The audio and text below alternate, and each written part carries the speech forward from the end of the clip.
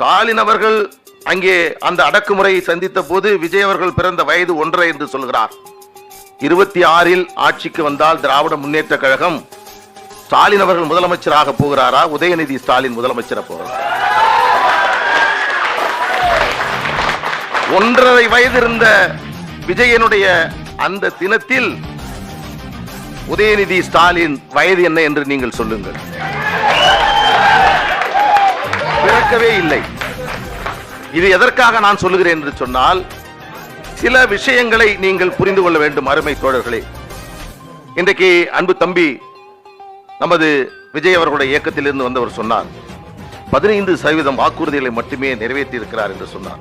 இல்லை அன்பு சகோதரரே, இந்த ஆட்சி வந்ததற்கு பிறகு இவர்கள் கொடுத்த வாக்குறுதிகள் என்ன, அதை அவர்கள் எத்தனை நிறைவேற்றி இருக்கிறார்கள் என்பதை நாங்கள் தான் நமது செந்தில்வேல் போன்ற ஊடகவியலாளர்களுக்கு புத்தகமாக வெளியிட்டவர்கள் நாங்கள்.